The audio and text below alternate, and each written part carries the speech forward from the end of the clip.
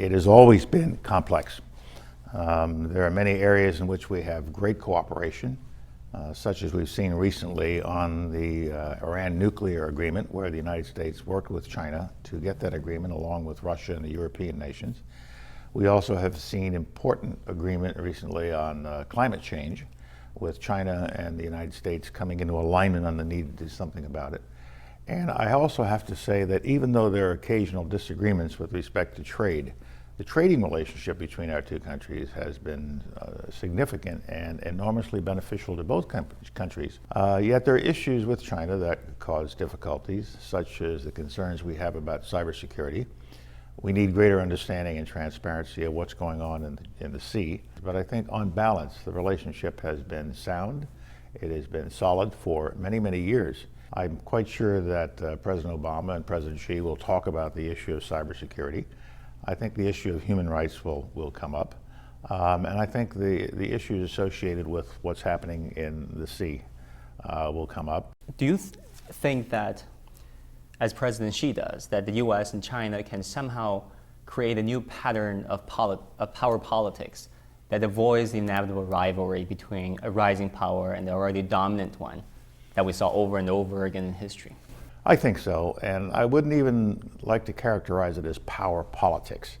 What it is that we have two nations that have interest in the Pacific region, in the Western Pacific, and in Asia generally.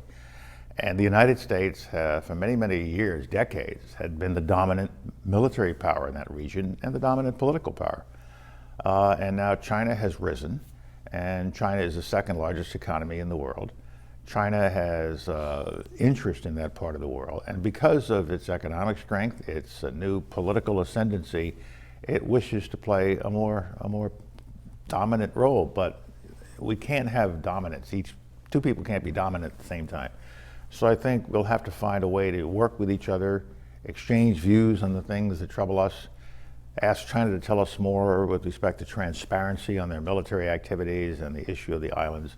But I think it is quite possible for our two nations and the other nations in the region, all of us have to come together and understand that the region is best served by peace and by stability and by open dialogue. We are not in a position to change your system. It works for you.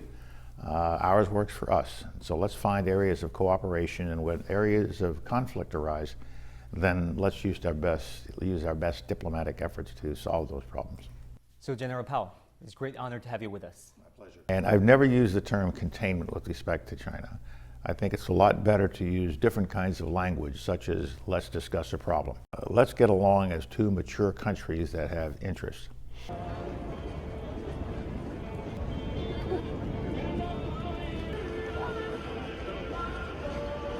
I have seen color explode, and I've seen the entrepreneurial spirit that was always within the Chinese spirit, within the Chinese soul, explode to create the kind of economic miracle that we have seen in the last 40 years.